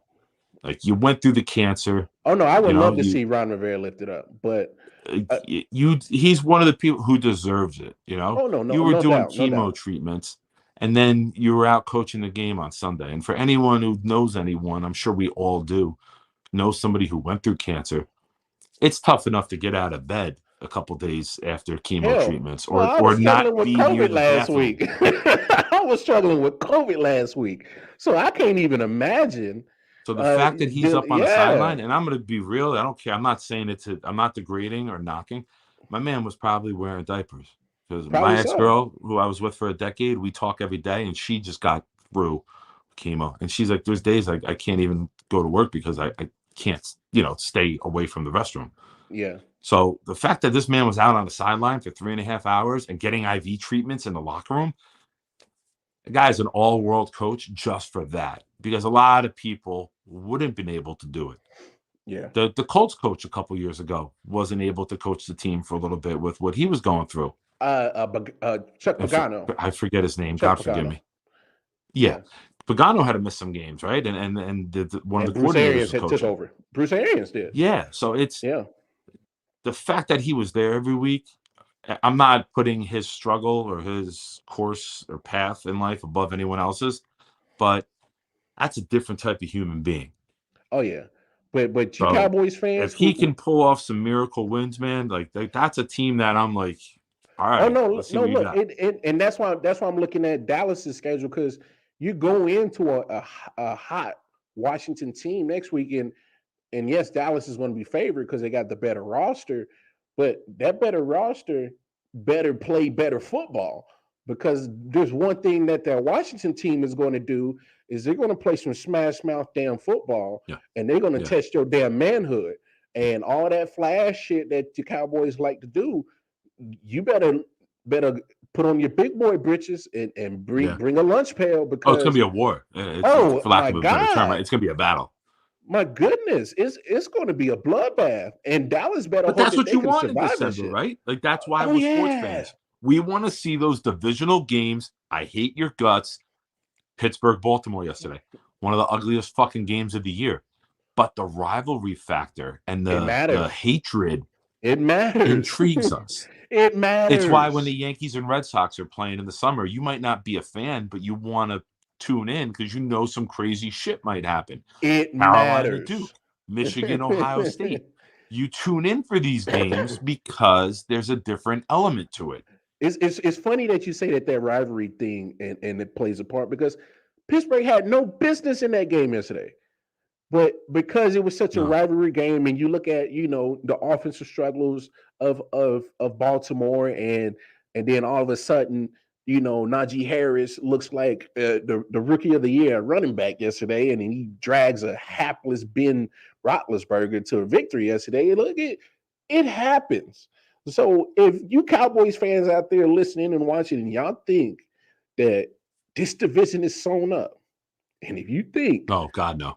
If you think God, no, that it's a wrap, and they know it too. They know it. They're saying it. They're like, this is a must-win game, because if you don't win this game, pop, pop, pop, pop, that's the four wheels coming off. Imagine this. Mike McCarthy comes back, and he starts doing Mike McCarthy shit next week against Washington team. Just and they coaching. Lose that That's game. Mike McCarthy. Just as soon as you put the headphones on, it's like, oh fuck, here we go again. But and I know I'm going off on a tangent, but I actually look at the way that they called that game against New Orleans without Mike McCarthy, and I didn't even like some of the play calling that Kellen Moore was doing, and luckily for them, the Cowboys got bailed out by a good ass defense, particularly Micah Parsons, and I thought they got bailed out that game, because it's not like they blew New Orleans out the water. It's not like no, and you had a quarterback throw 4 picks on you, where and you still were they were in the game with that New Orleans atrocious. was You have still in the Jameis game. Winston. Saints Oh, are that probably game's winning that game off. with Jameis Winston. This would be the only time you ever hear me say that. Damn, if Jameis Winston was in the game, that the Saints, they would have won that game, in my opinion. If Jameis Winston was there, they would have won that game. Because I mean, I think is Tamo, how we both feel about Tamo. He's not the answer, and I think Sean Payton didn't want to pull the trigger and put Trevor Siemian in there. That didn't make sense to me at all. I think he should have put Trevor Siemian because one, Taysom Hill is already limited as a passer. Now his finger on his throwing, now his finger was jacked up halfway through the game and still couldn't throw the football right. He did make certain throws that I thought weren't bad, but he was more terrible than good. So I mean, my thing is that the Cowboys caught some luck last Thursday. But if they go in there and thinking that they just gonna luck by and skate, they are in for a rude awakening, thinking that division's locked up. Just period. So Cowboys, especially you fans, you fucking two brain cell ass motherfuckers, y'all better pay attention to that Washington football team. And honestly, I'll take it a step further. Philly is themselves. The Eagles are saying they're not finished. They're saying they're not done. They had look. I know it was your Jets. I know it was Gardner Minshew, but Philly's still right there. Philly's not far.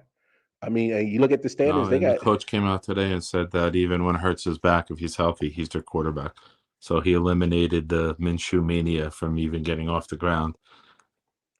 But I was worried yesterday morning, man. I said it in my Jets group on Facebook. I was like, Minshew mullet mania hits MetLife. We don't stand a fucking chance. Like the guy just has it. He has that moxie. Is it me? But I'd have been probably okay. It probably is. I'd have been okay if Jacksonville kept him. If I'm Urban Meyer, yeah. But he has a cult following, right? You gotta kind of. I know, you gotta move him at that point because when he's having these poor games and they're scoring 9, 6, and 7 points. I'm not saying Gardner Minshew. I'm not saying Gardner Minshew is the answer, or he was answering that. All I'm saying is that imagine you could have had Gardner Minshew and eased Trevor Lawrence into it because it was Jacksonville, so they weren't going to win a lot. The cult following of Minshew. Trevor would have never been able to play. Like, you might know this because you're more down south than me. Name the Jaguars backup. Shit, I couldn't. That's what they wanted. Yeah. They didn't want anyone chanting the name. They didn't want anyone calling for the backup. They wanted to protect their baby boy. The same reason the Jets didn't bring in a legitimate backup until Wilson got hurt, and then they traded for Joe Flacco. Because nobody knew that we had a Hall of Fame quarterback in Mike White sitting on the bench. It's true. His jersey's in the Hall of Fame until the end of the year because of his 400-yard, 3-touchdown performance in his first start. But they're coddling these kids.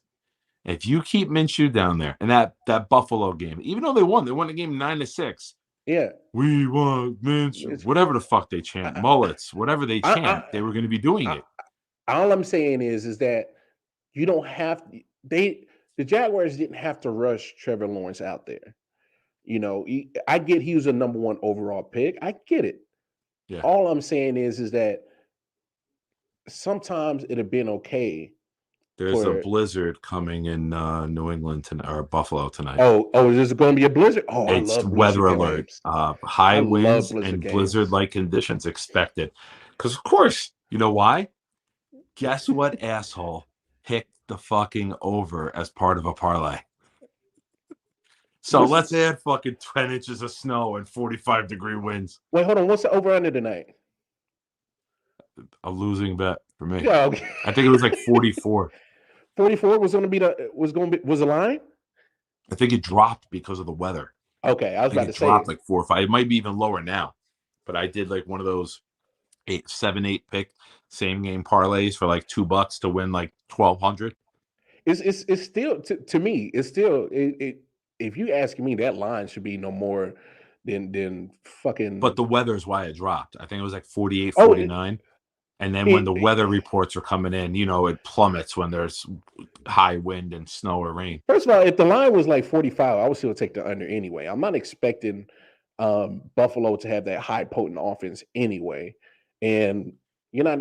I mean, I know that that New England at points in the season have been scoring a 45 plus, but not against a Buffalo defense who's been phenomenal all year. I don't see that happening. I'm looking.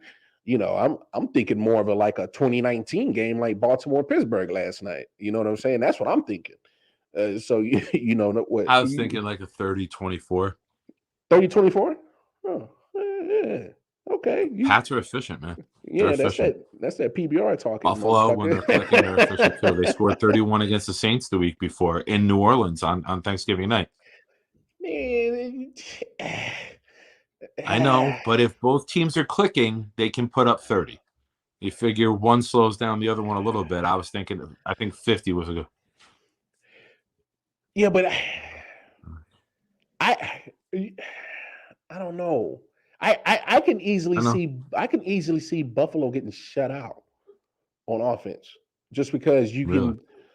I mean, if the weather's as bad as they're saying and it's a blizzard with 40, this game could be a 6-3 game, right? Like if the weather is as horrific as it's saying it is, number one, that's cool as shit to watch. That's like I know women like to cuddle up and watch like a Lifetime movie with on a bad weather. Me, turn the fucking lights off. Give me some defensive football. White fucking 46-inch screen on Samsung for 3.5 hours, and I'm just gonna be sitting here like loving that shit. I just have a hard time believing that Buffalo is actually going to stick with the running game. They might have no choice, right? Well, to me, that's their only option to even be in this game is to try to become as balanced as possible because, I mean, they already make themselves one-dimensional, and you don't want to add the hoodie factor in and making you even more one-dimensional. You don't want to add that on to what you already do to yourself. So, look, if they don't get that damn running game going, man, and look, they don't even have to get big yardage from it, but just attempt it, just do it. And you have to incorporate Josh Allen into some of that to the running part of it because it's not like he's an easy guy to take down. The man's 6'5", almost probably 260. He's mobile. He's mobile enough. He's not an easy tackle. You got to get at least two, 3 men to take Josh Allen down. I mean, he's a defensive. It'll be fun to watch if it is a snowstorm like that because that'll come down to footing. Like that's almost more important than the scheme, right? Like who can keep their footing on it. When you plant to cut, it could be a wide open 5-yard hole, but you slide down in the backfield because you can't plant and cut. So it'll be fun to watch a game like that. Let me ask you. I know you're the producer. You're running the show. Let me throw some things at you. Go ahead, bro. Detroit winning. They needed it. Not only did they need hear it. This is why I brought it up.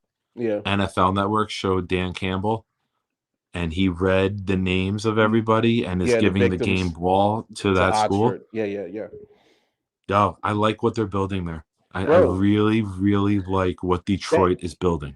That was a chick skin moment yesterday. Like we look if you got just an ounce of it's this, right? It's like the fuck who's cutting onions in here. Like it's like damn. Like I know I watch sports and it's football is what? It's ruthless. It's aggressive. It's aggression. It's anger. It's physicality. Then you get moments like that, man, and it welts up the eyes, and you're like, you know what? This is why I watch this shit. The Lions, props to Dan Campbell and the organization of showing respect to that situation, that terrible situation that happened in Oxford. So I think that was a little bit of, hey, let's do something good. Let's do something great. And they did it. They took care of business. no disrespect to them, Minnesota, helped them along the way. I'm not gonna lie about that. Yeah, you're right. But I'm also looking at it from the Minnesota side. This little hot seat for Mike Zimmer, it got to get turned up a little bit. Hey, I mean, your quarterback goes 30 or 40 for 320 yards, 2 touchdowns, and you lose that game. It goes to what we always said. They're missing an it factor. You should not be able to complete 75% of your passes for over 300 yards, 2 touchdowns, and not give up more than 24 points and lose a fucking game. It just shouldn't happen in the league nowadays. And you do that without Dalvin Cook.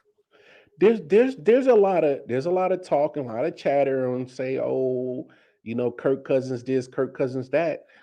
But if you look at Kirk Cousins been balling this year. Kirk Cousins has been playing damn good quarterback play. You put Kirk Cousins on the Cleveland Browns, they're the number 1 seed in the. Are you serious? You put Kirk Cousins number 1. It's not even close. They're probably like 10-2. They're a legit contender. Yeah. So I hate that a lot of people want to jump on Kirk Cousins that he's this, he's that. I get it. He's not damn, Tom Brady or he's not Aaron Rodgers. But damn it, Kirk Cousins gets the job. He's efficient. He just doesn't have he doesn't have the team around him.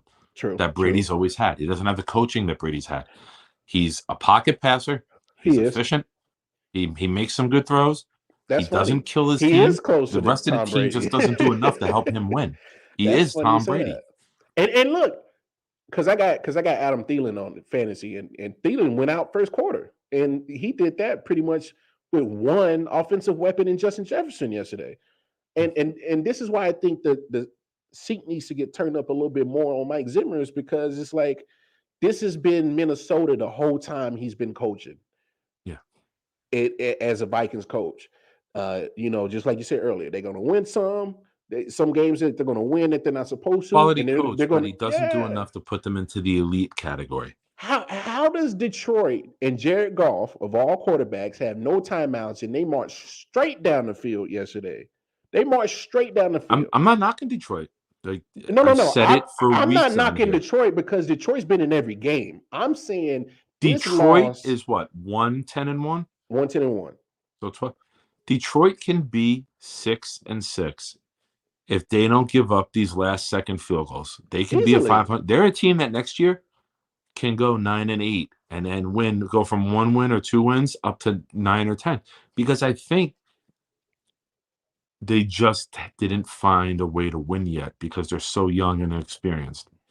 And they're going to have multiple ones the next 2 years, and they can make this team flush with talent on top of the grunts that they need and they have. And I think Detroit can turn it around very quickly. There's a lot to be said about a team that plays hard for their coach. And you can look at that team and I'm trying to choose the right words here again.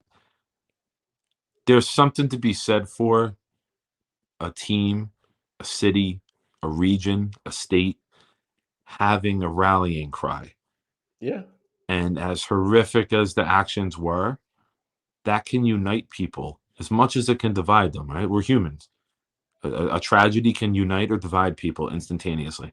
And now that you have that purpose, and the guys who aren't from Detroit, aren't from Michigan, now they're a part of that community. The guys who are on this roster being forward going there are always going to be loved and just feel a part. Detroit is now their home. And even though it's a horrific thing that happened, positive things can come out of it. I'm like one of those guys. Like, even I try to find a positive in the most horrific situation. It's obviously why I've rooted for this team so long. I always try to find a positive. Well, you can be digging for that positive. That's with a that thing shit, that can really, really unite people. And they were already playing hard, and they already lost 5 or 6 games in the last 10 seconds. So don't sleep on Detroit being a team that really turns it around and ends up second next year in that division and goes to the wild card. Look, I won't be surprised, is because, I mean, you said it they bring substance to what they do every time they go out and play. Look, we can laugh at the 1-10-1 record all you want, but if you go look at those games, they've been in every They took the Packers to the end. Game. They took the Bengals to the end. They've been in every game with playoff teams. and to your credit, and to your point of they can build and bring some talent in over the next couple of years through the draft because they got high draft picks. And imagine you get some of those high caliber players and fold them into that very grunty dirt work attitude that they got. And as crazy as Dan Campbell looks with the biting of the kneecap shit, and it looks crazy, but the man's emotional. The team is taking on his personality, though. They are taking on his personality. They bite, to they a claw, T. they do everything. You add Kayvon Thibodeau, and now I'm off the Hutchinson board because I did some research on it. They play the 3-4. So Hutchinson's not a 3-4 outside linebacker. He's a 4-3 hand in the guy. Okay. Hand in the ground guy. Yeah. You add Kayvon Thibodeau coming off the edge on there's a 3-4 outside linebacker. And then the end of the first round, you take Jamal Williams, the receiver from Alabama, and you got a speed threat like that. You're adding talent to a team that is deprived of it for a very long time. And now you got Swift, you got Hawkinson, you got Williams at wide receiver, you got Thibodeau coming off the edge. The next year, you still have 2 first-round picks. I think that they are just a few marquee players away from being a consistent playoff team. And I think you can build around Goff. I'm not shitting on Goff because he has no talent, and he's showing that he can kind of do some things. I agree with you, and this is why I agree with you, because you can easily come up with a scheme that can just make sure you get the football out to certain weapons that you have on offense and don't need Jared Goff to do it all. I mean, it's no different from Taylor Heineke. It's no different from Tom Brady. It's no different from Mac Jones. It's no different from these other quarterbacks who are finding success by just letting, your players let them get busy. You know what I'm saying? Yeah. I don't think there's a problem with Goff. I think the problem was McVay was trying to make Goff something else. A Tom Brady, an Aaron Rodgers, a Stafford, a guy who can gun it all around the field. And that might not be what Goff is. Goff might be a Kirk Cousins, a Tyler Heineke. Yeah. Like, let's build the rest of the team. Yes. So I can succeed. Because he's good enough to make all the throws. I think that's But you don't want to throw him 45 times a game with Jared Goff. You probably want to throw about 24 to 28. 24, 25. That's it. Yeah. You want to run it. You want to do screen passes. You want to do bubbles. And then you want to take a shot downfield when you have to. No, I'm not shitting on him, but if Jamel's listening, fuck your team for the way you've treated me the last 2 weeks. But I don't think the Lions are very far off, and you can see I think a miraculous turnaround in year 2 because they got something there. But there's to me, if you take, I think the main issue was kind of to your point of with Goff and McVay is McVay's trying to run this certain style of offense. And he probably didn't realize that. And he likes to push the ball downfield more. Yes, you see that with all these deep 20-yard ends. But I think one of the points that I wanted to make earlier when it comes to the Rams is that maybe it's okay to get back to what they did when they had Goff, which was being a power run first team first, and then let Matthew Stafford, come off the success of that because. I mean, don't get me wrong. I think Stafford has a talent. He does, and the Rams, for the most part, have been able to keep him upright. The problems and the losses that they had is they've gone against a team that has good pass rush. So when he's getting his shit kicked in, then you start to see the exposure of that offense, as in they're trying to hit the, the Rams sometimes can fall into the same syndrome with the Chiefs. As in they're trying to hit the big play, get the deep ball. Because Mahomes and Stafford are almost big arm quarterbacks that like to push the football down the field. And that works for some teams, and that works for some systems. And there's nothing wrong with not being a guy that fits that mold. There's nothing wrong with being Tyler Heineke or Jared Goff or Baker Mayfield. There's nothing wrong with being a guy. There's something wrong with being Baker Mayfield. I the name that popped into my There's head. something wrong being Baker Mayfield, dog. Let me all right, let me throw another thing out for you. Tua, he going to be the long-term answer? He's playing his way into it, man. 30 or 40 yesterday, completing 75%. I'm on record as saying I thought Tua could be out of the league in a year or two. Yeah. And I think since I've said that, he's kind of making you eating your like words a there's little some bit. things, and you've witnessed it yourself. I speak about it, and like I speak it into existence. And then there's other times where I say it, and it immediately the tides turn, and I get shit on for my words. Oh no! And in early September, early October, late September, early October, I said I think that Tua could be a player that might be out of the league in a year or two. And then he got hurt for a little bit, and then he came back. And since then, what, they won 5 in a row, 6 in a row now? I mean, they beat some shit teams along the way. You know what it the is? Jets, the Giants. But what do you think about Tua? You think he deserves another year as the man? Tua deserves another year because he's done exactly what Mac Jones has been called to do: is don't mess up. Just don't mess up. Just manage the game, and that's what he's done. And he's actually being on the field, because what's his biggest knock is his durability, and he's already had those durability issues pop up. So now that he's actually playing better, it looks a little bit more healthier, and you're starting to see the flashes of Alabama Tua, where him and Waddle connection right now is on par to be one of the best quarterback wide receiver duo combinations right now. Him and Jalen Waddle are just like in connection. They're doing well. But I think the success of Miami so far the last few weeks is their defense. It's because their defense has been shutting down the opposing team's offenses, and they're giving Tua more opportunities because they're getting turnovers on their defense. Yeah, and so they're starting to play defense that they played last year when they went on the playoff or close to a playoff run. It started that Thursday night game against Baltimore. I mean, they beat the Ravens on Thursday night. Yeah. You see how the defense is giving Tua more opportunities, shorter fields, and Tua is taking advantage of it. It's almost one of those situations where Tua needs just about everything to fall in line for it to work. I think he still gets one more year, because I've always been of the fact that if you just give him the atmosphere around him, like get the talent around him, everybody's doing their job. I mean, Tua is another Kirk Cousins. He's another Mac Jones. He's another, efficient passer. He's never going to carry the team. No, but if everything around him is right and the perfect storm happens, he can get there. And the way it looked at the beginning of the year, it looked horrific. Like, it was looking terrible. I'll admit,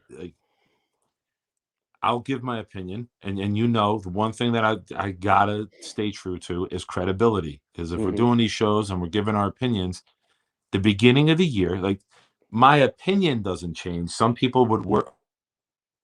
Too much PBR over there, Nick. There you go. Too much PBR. Yeah, I tried to eliminate a text, but I accidentally tapped on it and it went to the text screen.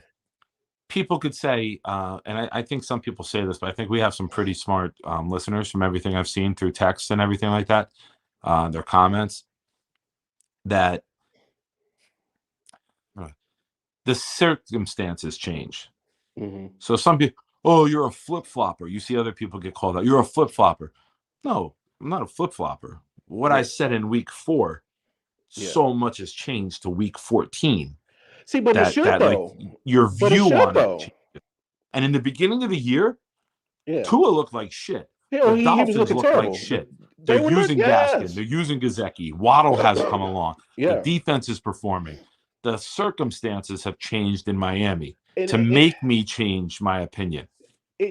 And I think we need to take it a step further, because any opinion that we share earlier in the season, it shouldn't be the same by the time we get deeper into the season. Because if it's the No, same, if Miami's winning and I'm still shitting on Tua, then I'm a yeah, piece of shit for yeah, trying to stand on a something that, battleground that is no yeah, longer legible, right? yeah, yeah, But you look at the yeah, Dolphins, they at the time I said it, shit made sense. yeah, they were looking But right terrible. now you look at the Dolphins and they are like there was talks in early October, not by us. Flores on the hot seat. Yes, I remember those talks. Flores might end up being one of the coach of the year candidates if they keep winning. Look, here's the crazy thing about Miami. They're 6-7, and the seventh And what do they seed. got? I know they got the Jets. Yeah, but I'm I know saying they play the Patriots again, the who seventh they beat seed, already. the seventh seed of the AFC is a 7-5 Cincinnati. So 6-7 ain't far from 7-5. So we do have to recognize that they're not far off from Yeah, a wild card seed. I mean, they get the bye this week, so they get a chance to get healthy, get a chance to get helps rested up. Tua, right? His hand's been bothering him. It helps Tua. So Your hand's bothering you. You go 30 or 40. yeah, Fucking right. I right. wish my hand would bother me like that. I would have girls lined up at my front door. Women. I mean women.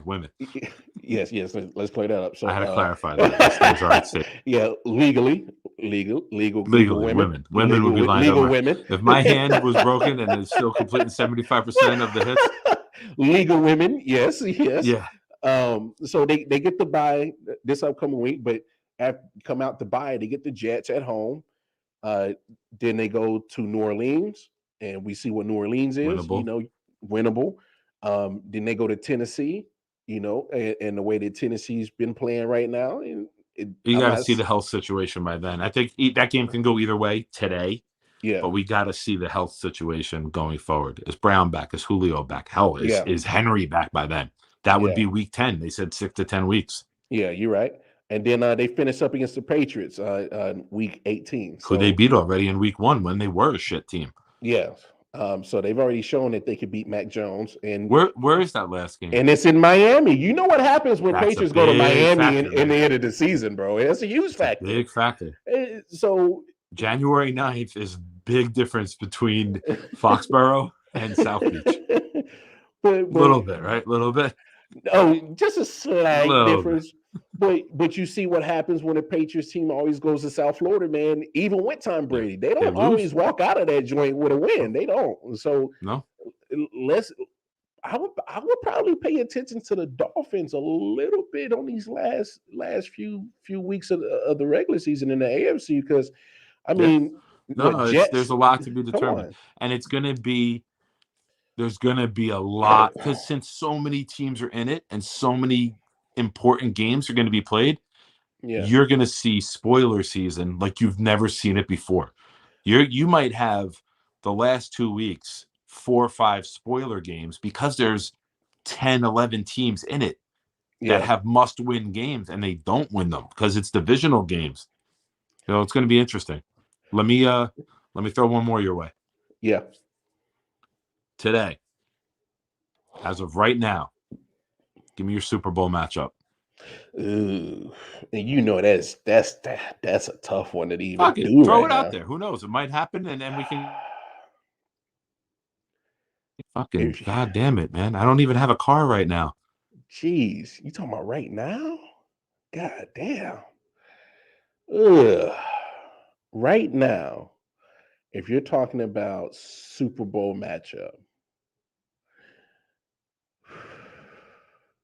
and damn, I don't even know why you even. I don't even have a me. fucking car right now, and all these goddamn fucking car warranty people keep fucking calling me. Oh, fuck car warranty people. They piss me off with that shit. You need to go get $500 Target cars. No, but I'm good, man. No, them assholes can fuck off. Sorry, I cut out. Did you start? I mean, as of right now, things can change. We all know. But hell, everything's been changing week to week. To this in February and be like, "Yo, you called it, or I called it in early December." What do you got? If you're talking right now, I would. And anybody watching, anybody wants to chime in, give us your Super Bowl prediction as of today, right now. I would say Arizona. Okay. In the NFC. Anytime you can go without your starting quarterback for 3 weeks and your number one offensive target and still get 2 out of 3, that's impressive as hell to me. The defense looks damn good. James Conner, where the hell was he at in Pittsburgh? I don't know where the hell that Chase Edmonds getting hurt may have been the best thing to thing that happen to ever happened Arizona, to him. because Yeah, Edmonds was the man and he Connor was. was just like a fullback to them. And now Yeah, Connor he's doing is everything playing for like him, fucking Sean Alexander in his prime. The year he had like bro. 30 touchdowns. He's catching passes. He's getting short yards, TDs. He's doing anything and everything that they're asking him to do on offense. He's doing it. So I would definitely say Arizona in the NFC. AFC so tough. I don't care if it's your team, do it. No, I can't. The reason why I can't say the Chiefs is because if you take the performance that they did last night and you actually put them against offensive juggernaut, Yeah. that game they're not winning that game. Okay. If Denver But you gets got to a ask little this bit too. more. Is the quality of their defense improved so much that now they're making these teams only score 9 points? Now don't get me wrong. I do love the improvement of their defense, but you can't sit here and say, damn it, that defense would be Super Bowl caliber defense. You know what I'm saying? Okay. For what the Chiefs defense has done the It's last. still show me, right? Like I need to see a little more before I you. mean, come on. Daniel Jones, your defense better look good against Daniel Jones. All right, your My Pop defense, Warner team would look good against Daniel Jones. your defense better look good against Jordan Love. You know what I'm saying? Your defense better look good against a struggling Raiders team that has so many Okay? off-field issues. And I'm not trying to take away from the Chiefs defense. They look good, but You're when just you not sold don't, yet. I'm not 100% sold Show on. me against the Chargers. They show us against the Chargers, and then all of a sudden you'll be more of a believer. Well, look, I love what they did against Dallas, but there's They no weren't the same. Tyron Smith. That's not the same No Dallas Cooper, no offense. Smith, No no Cooper. Collins. Yes, Zeke there's been banged up. there's been some luck for what that defense has had to see the You're last right. few weeks. You're right. Now if Like I say, if you go hold the Chargers to 13, oh now you're confident. I mean, look, if Kansas City does this again against the Raiders next week, against the Chargers in LA, if they hold Pittsburgh to what they do and able to stop Najee Harris, because they're definitely going to run the ball. Yeah. You're not winning shit with them. Let's be honest. If they go to Cincinnati and shut down Jamar Chase and Burrow, if Kansas City defense was doing this all season, I would have no problem throwing them in there. But you give me 5 weeks, 4 or 5 weeks. I need more than just 4 or 5 games to say that. Oh my God, that's Super Bowl caliber defense. All right, so who are you thinking? Cardinals versus who? I hate to say it, man. Patriots, man. I hate to say it, dog. I hate Never to say doing it. this next question. But come on, bro. I mean, you. All right, who's your winner? Who's your winner? You're on your island. You can stay there, Revis.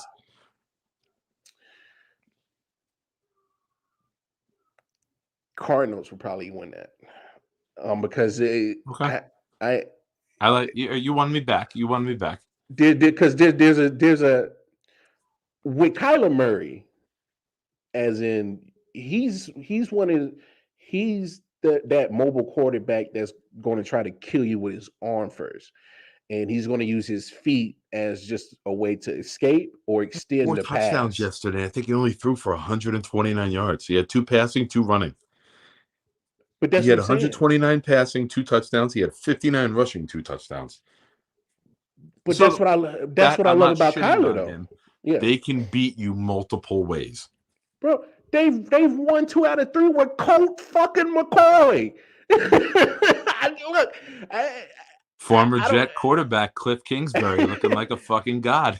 Look, when you go and get 2 out of 3 in the NFL, the Jets hired Adam Gase over Cliff Kingsbury. Don't keep kicking yourself There over ain't there, enough bro. paps for me, man. Ain't not enough PPR. But look, man, there's something about Kyler Murray that I think brings a dynamic at quarterback that I just don't see another quarterback can do because he Lamar, I think, should study Murray because Murray runs, but Murray's goal is always to throw. I know, and that's what I'm. Holy shit! What happened? Snow that's a blizzard sideways right now. Oh, bro, 40-mile-an-hour winds in Buffalo. That's going to be. Can you see that? Yes, I see it. That's going to be a great game tonight. That's the game tonight. Yes, sign me up for that shit, dog. Put $10 million on the under. Matter of fact, we have reached a 2-hour mark. So, real quick. Oh wait. Let me add this in. As of today, Packers, Chargers. Really? Chargers playing second year in a row, a team in their home stadium playing the Super Bowl. Really? I know I picked Rams, Browns preseason. That's my preseason pick. My up-to-date pick to this at first weekend in December.